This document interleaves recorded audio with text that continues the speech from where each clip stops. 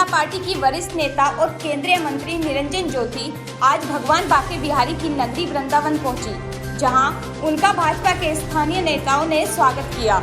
वहीं निरंजन ज्योति ने बांके बिहारी के चरणों में अपनी हाजिरी लगाते हुए भगवान की भक्ति भाव के साथ दर्शन और पूजा पाठ किया, जहां उनका गोस्वामियों द्वारा बांके बिहारी जी का पादुका पहनाकर स्वागत किया। वहीं प्रसाद भेंट कर उनकी पूजा पाठ संपन्न कराई, जिसके बाद साध्वी निरंजन ज्योति ने पत्रकारों से बातचीत करते हुए कहा कि जिस साजिश के साथ कुछ लोगों का धर्मांतरण करा रहे हैं, उनके खिलाफ सरकार सख्त है। उन पर रासुका के तहत कार्रवाई हुई है। वहीं वो यह बोली कि कोई मर्जी से जहां जा सकता है, लेकिन जबरन साजिश के तहत तो फिर सजा भुगतनी होगी। इसी के साथ वो राम मंदिर जमीन घोटाले पर कहा कि जब कोई अच्छा काम होता है तो विपक्ष ऐसे आरोप लगाती रहती है, लेकिन क्योंकि उनको ये लगता था कि राम मंदिर भाजपा का चुनावी एजेंडा है, मगर ये हमारी आस्था का मामला है। मंदिर भव्य बन रहा है और जिन पर कोई मुद्दा नहीं है तो ये सभी अच्छे कामों में अड़ंगा लगाते हैं। वो देखते रह जाएंगे और मंदिर बन जाएगा। वहीं जब उनसे कोरोना का सवाल किया तो उनका कहना था कि कोविड के लिए हम पीएम और वैज्ञानिकों को बधाई देते हुए कहा कि इतनी बड़ी महामारी में भी उसे कंट्रोल करने और जल्दी वैक्सीन लगाने का नमः गजविहाने स्वामी श्री हरदासायाम नमः। देखिए, सरकार सजग है और आपने देखा है कि जिन लोगों को जानकारी मिली उनके ऊपर रास्ता लगाई जा रही है। धर्मांतरण करने की किसी को इजाज़त नहीं है। स्वेच्छा से जा रहा वो अलग बात है, लेकिन जबरन धर्मांतरण करना अच्छा नहीं है और इसके लिए सरकार हमारी सख्त है। और ये कानून पहले से बना हुआ है, ज़रूरत पड़ेगी तो इससे भी कड़ा कानून लाना चाहिए, क्योंकि हम किसी का धर्मांतरण नहीं करते, धर्मांतरण पर विश्वास भी नहीं करते हैं, लेकिन सुनियोजित तरीके से जो धर्मांतरण हो रहा है उसके लिए सरकार सजग है। आपने देखा कानपुर में अभी पकड़े गए, लखनऊ में पकड़े गए, जहाँ भी हो रहा होगा जरूर उस पर सख्त कार्रवाई होगी। लगातार प्रदेश में नेतृत्व परिवर्तन की चर्चा। देखिए, आज मैं अभी बिहारी जी के दर्शन करने आई हूँ और कोरोना महामारी जैसी हमारे देश में और पूरे विश्व में आई, मैं बिहारी जी से प्रार्थना करती हूँ कि पुनः ऐसी कोई महामारी ना आए जिससे देश के लोग हताहत हों। जो इस कोरोना में हमको छोड़ करके हमारे अपने परिवारों को छोड़ के चले गए हैं, ईश्वर से प्रार्थना करती हूँ कि उन्हें सद्गति दे और उनके परिवार को हिम्मत दे इस कष्ट को सहन करने की। रामजन्मभूमि ट्रस्ट के ऊपर आरोप लग रहा है भूमि घोटाले। देखिए, जब अच्छे काम होते हैं तो घोटाले और ये क्या क्या भी लगाएंगे, क्योंकि 2022 का चुनाव आने वाला है। यही लोग हैं कह रहे थे ये भारतीय जनता पार्टी का संघ का एक नारा है चुनाव को लेकर के। हम चुनावी, मैंने पहले भी कहा था कि राम जन्मभूमि चुनावी एजेंडा नहीं है, ये आस्था है।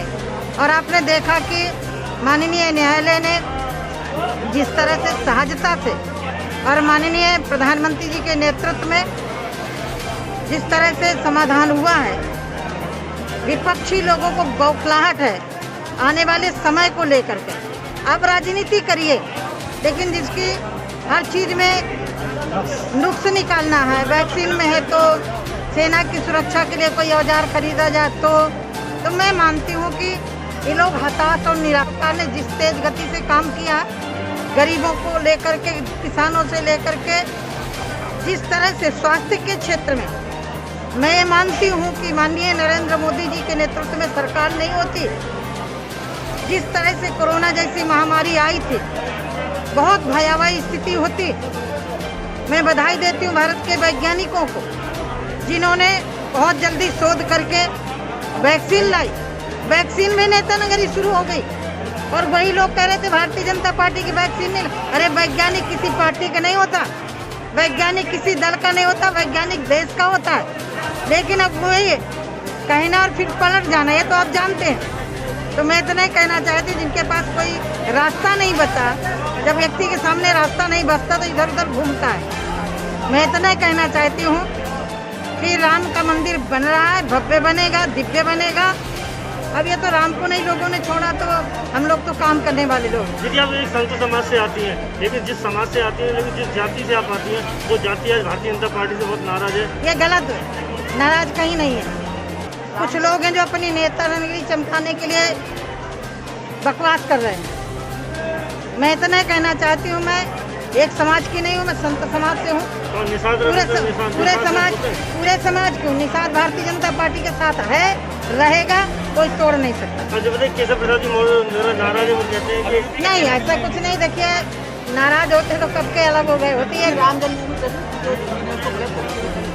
देखिए, मैं बता रही हूँ, जब आदमी नेक काम करता है ना, अड़ंगेबाजी करने वाले बहुत होते हैं, और ये अड़ंगे करते रहेंगे और राम मंदिर बन जाएगा। एक बताइए, लास्ट प्रश्न है कि जिस समय कांग्रेस मतलब भारतीय जनता पार्टी को अपने कार्यकर्ता याद आ रहे हैं जब चुनाव के 6 महीने लगे। कार्यकर्ता सभी समय हमेशा रहता है, कार्यकर्ता कभी अलग नहीं होता। और कार्यकर्ता मेरा चुनाव के समय नहीं, हमेशा बूथ में काम करता है। और आपने देखा होगा कि हमेशा जब भी कोई कोरोना के समय पर कोई पार्टी सड़क पर नहीं दिखाई पड़ी, किसी पार्टी का संगठन सड़क पर नहीं दिखाई पड़ा, लेकिन भारतीय जनता पार्टी का हर कार्यकर्ता बूथ में खड़ा था। कोरोना के समय पर गरीबों को राशन देने में, सैनिटाइजर देने में, मास्क बांटने में, हर परिस्थिति में खड़ा था। मैं स्वयं कोरोना के समय पर अस्पतालों में खड़े होकर के लोगों की व्यवस्थाएं की।